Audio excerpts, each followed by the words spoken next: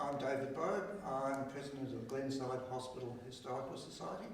I've worked here at Glenside Hospital for just on 20 years. I ran the psychology department here.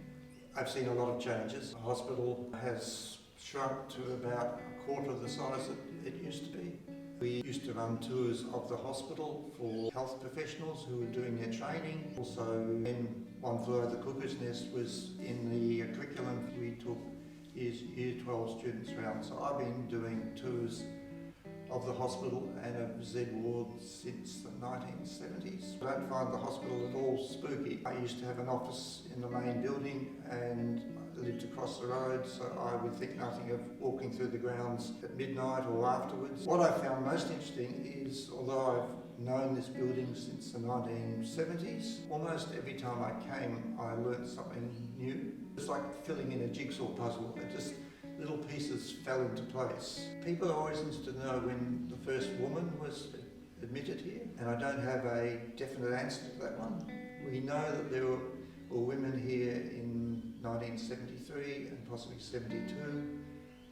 It was originally known as L ward, L for Lion, and it was that from 1888 to probably the early 1910s, 1920s. When telephones were introduced to the hospital site.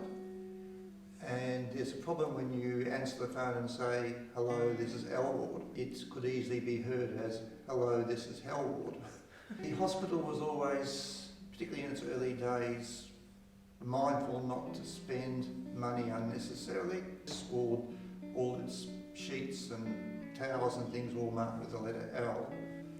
And if you just added a horizontal stroke to the L, you could make it into a Z without actually having to scrap any of the laundry products and waste government money. You have to remember that although this ward was built as a hospital for the criminally mentally insane, that is, those who had committed a major offence, 3/4 of this building were used for, dare I say it, run-of-the-mill prisoners from Yatala and Adelaide jails who didn't fit into the jail system, needed to be in solitary confinement, became mentally unwell, etc. The criminally insane, who by and large, once they committed their offence, mostly were no longer insane, just doing time as the governor determines, which could be the rest of their lives. So they saw themselves as better class citizens than the common prisoner.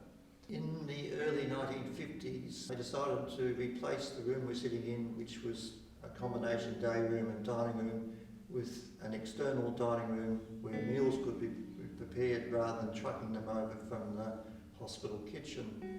Cut a hole in the wall, they breached the wall, built a landing, knocked out a window, put in a doorway.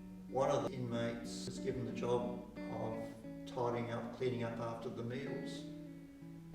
We must have had a fairly lazy male nurse on one of those days, and he gave the keys to the outside door of the dining room to the inmate to load up the food truck to take things back to the kitchen to get them washed. And that was too good a temptation for that particular inmate who quietly let themselves out. They were never recaptured.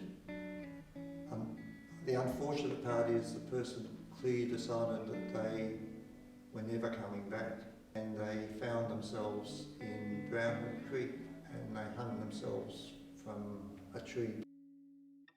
Beach Energy bought this building in July 2014. They were going to begin turning it into an open space office block. They postponed that and they have given us access to this building in a very generous way. We understand it may be possible that they will give us an indefinite lease. Ideally, we'd probably prefer it was used as is and remains as we see it.